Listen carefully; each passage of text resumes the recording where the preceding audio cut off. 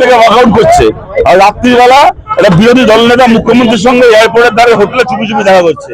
জীবনে শুনেছেন কোনোদিন কোন রাজ্যের মুখ্যমন্ত্রী আর বিরোধী দলনেতা লুকিয়ে লুকিয়ে হোটেলে দেখা করে? জীবনে শুনেছেন? তার কি বলবে লোকে? পশ্চিমবাংলার বিধানসভার ভেতর 6 জন বিরোধী এমএলএ আছে, সোজা কথা বলছি, বাকি সবাই বিজেপির এমএলএ।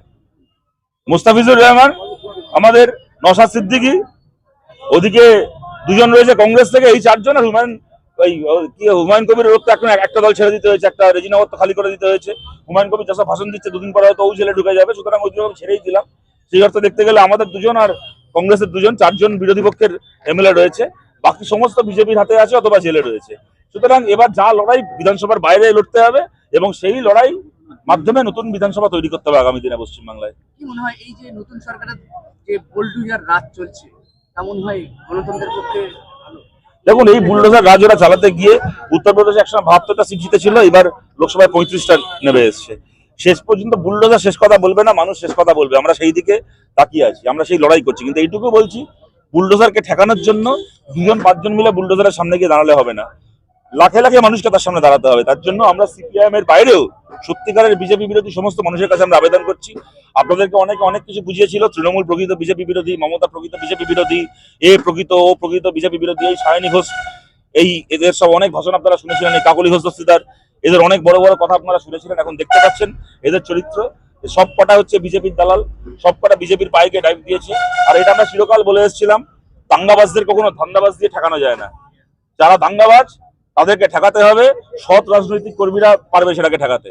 যারা চুরি করেছে, কোটি কোটি টাকা দুর্নীতির উপর বসে আছে, মাথায় একটা টোকা মারলে যারা জেলে ঢুকে যাবে, তাদের ক্ষমতা নেই বিজেপির বিরুদ্ধে লড়াই করার। আমরা চিরকাল বলে এসেছিলাম, তাই ওরা দুর্বল, ওদের পক্ষে এটা সম্ভব না। একমাত্র আমরা পারি এই লড়াইটা বুক চিতিয়ে লড়তে। আমরা সিপিআইএম এর বাইরেও সমস্ত মানুষকে বলছি, লড়াই আমাদের পাশে দাঁড়ান, একসঙ্গে বুলডোজারের সামনে দাঁড়ালে ওই বুলডোজার হারবে, আমরা জিতবো। ট্রাইব্যুনালে এমন অনেকের নাম গেছে, অনেক বিদেশি যারা টাকার জোরে হয়তো স্বদেশী হয়ে যেতে পারে, এবং ডকুমেন্টসের অভাবে অনেক গরিব প্রকৃত। দেখুন, আমাদের পরিষ্কার বক্তব্য আছে, এখন সরকার থেকে এত রকম কথা শুনছি, কোথাও কিছু হলে, যদি কোথাও ভাঙচুর হয়, কিছু হয়, তাহলে নাকি সম্পত্তি বাজেয়াপ্ত করে ক্ষতিপূরণ নেওয়া হবে, প্রতিবাদীদের সম্পত্তি বাজেয়াপ্ত করে ক্ষতিপূরণ নেওয়া হবে।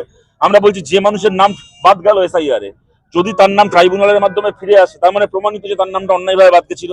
তাহলে এই যে তার নাম বাদ গেল, তিনি একটা ভোটে ভোট দিতে পারলেন না, তার হয়তো সরকারি প্রকল্প থেকে নাম কাটা গেল, তাকে লোকে বাংলাদেশি পাকিস্তানি বললো, তাকে ডিটেনশন ক্যাম্পে ঢোকানোর হুমকি দিল, এই সব কিছু, তার এই যে হেনস্থাটা হলো, তাহলে তার ক্ষতিপূরণ ইলেকশন কমিশনারের মাইনে কেটে কেন সেই ক্ষতিপূরণ আদায় করা হবে না? এই দাবি নিয়ে, এই প্রশ্ন নিয়ে আমরা সুপ্রিম কোর্টেও যাব আগামী দিনে। যে সৎ ভারতীয় নাগরিক, যারা ন্যায্য ভারতীয়, বৈধ ভারতীয় ভোটার, তাদের নাম যে এসআইআর এ কাটা গেছিল, সেই নামগুলো ট্রাইব্যুনালে ফিরে আসছে। এর জবাবদিহি এবং এর ক্ষতিপূরণ ইলেকশন কমিশনারের মাইনে কেটে এই ক্ষতিপূরণ আদায় করে এই মানুষগুলোকে দিতে হবে। এই দাবি নিয়ে আমরা সুপ্রিম কোর্টে যাবো। যাদের ট্রাইব্যুনালের নাম আছে, তাদের মধ্যে ইতিমধ্যে তাদের দেখার জন্য একেবারে বিচারপতি নিয়োগ করা হয়েছিল, এবং তিনি পদ ছেড়েছিলেন, অন্য বিচারপতি নিয়োগ করা হয়েছিল। 27 লক্ষের মধ্যে 137টা সলভ হয়েছে, বাকিদের কিভাবে কতদিন ঝুলে থাকতে পারে? দেখুন, আমরা পরিষ্কার বলছি যে আমরা এইবারই ভোটের আগে আমরা বলেছিলাম যে এত লক্ষ মানুষের নাম ভোটার তালিকার বাইরে রেখে ন্যায্য ভোট হতে পারে না। 27 লক্ষ বৈধ ভোটারকে বাদ দিয়ে ভোট হয়েছে, তারা একটা ভোট দিতে পারেননি, যা কিনা অন্যায়। যেন আর একটা ভোট দেওয়ার অধিকার থেকেও তারা যেন বঞ্চিত না হন, তার দায়িত্ব সুপ্রিম কোর্টকে নিতে হবে, ইলেকশন কমিশনকে নিতে হবে। যে 3টে জায়গায় আমাদের আসন্ন উপনির্বাচন, নন্দীগ্রামে, বসিরহাটে লোকসভায় এবং রেজিনগরে, এই 3টে জায়গার যারা অ্যাপিলে এখন রয়েছেন, অবিলম্বে তাদেরগুলো,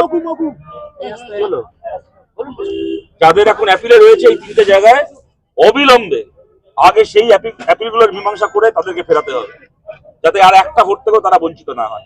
এবং সামনের পঞ্চায়েত এবং পুরসভা ভোটের আগে পশ্চিমবাংলার এই অ্যাপিলগুলোর মীমাংসা করতে হবে। নতুন সরকারের নিয়মে এসে যে লক্ষ্মীর ভান্ডারের পরিবর্তে অন্নপূর্ণা, যারা ট্রাইব্যুনালে রয়েছে, তাদের আলাদা করে অ্যাপিলে। এটা খালি অন্নপূর্ণা ভান্ডারের প্রশ্ন না, যে কোনো সরকারি প্রকল্প থেকেই নাম কেটে যাওয়ার সম্ভাবনা আছে যদি আমার নাম ভোটার তালিকায় না থাকে। এই কারণেই আমরা বলছি, অন্যায়ভাবে যারা এই প্রকল্পগুলো থেকে বঞ্চিত হচ্ছেন, তাদের ক্ষতিপূরণ ইলেকশন কমিশনারের মাইনে কেটে দিতে হবে। শেষ প্রশ্ন, যারা একেবারে সাধারণ অনেক মানুষ আছে, যাদের নাম বাদ দিয়েছে, তারা একেবারে রেশন বা অন্নপূর্ণার টাকা পাবে না বলে মনে করছে। তাদের উদ্দেশ্যে আমাদের বলার কিছু নেই, তাদের তো দোষ না এটা। তাদের উদ্দেশ্যে একটাই কথা বলবো, আমরা লড়াই করছি, লড়াইয়ে থাকুন, প্রতিটা নামকে আমরা ফেরাবো, এবং এই যে ক্ষতিটা আপনাদের হলো তার ক্ষতিপূরণ যাতে আদায় করে আনা যায়, সেই দাবি নিয়ে আমরা সুপ্রিম কোর্টে যাবো। এই লড়াই আপনাদের পাশে যাই। আমরা মমতা ব্যানার্জির মতো ওই কুয়াশিওলাইকে উকিল সেজে নাটক করার জন্য সুপ্রিম কোর্টে যাই না। আমরা সত্যি সত্যি রায়, যেরকম মোস্তারি বানু গেছেন এবং রায় নিয়ে এসেছেন সুপ্রিম কোর্ট থেকে, সেরকম রায় আদায় করে আনার জন্য আমরা সুপ্রিম কোর্টে যাবো। আনন্দ সংবাদ, আনন্দ সংবাদ, স্টাইলিশ পাঞ্জাবি, জমকালো শেরওয়ানি এবং আকর্ষণীয় কোটের বিশ্বস্ত ঠিকানা এসএ লিবাস। ম্যানুফ্যাকচারার ও রিটেলার হিসেবে এখানে পাবেন বিয়ে, উৎসব ও বিশেষ অনুষ্ঠানের জন্য সেরা কালেকশন। চলে আসুন আজই। ঠিকানা বেড়াচাপা জীবনপুর রোড, বসিরহাট তুলোপট্টি এবং হাবড়া রাজা মার্কেটের ভিতরে, উত্তর 24 পরগনা। যোগাযোগ নম্বর 9867114478। এসএ লিবাস, আপনার আভিজাত্য, আপনার পরিচয়।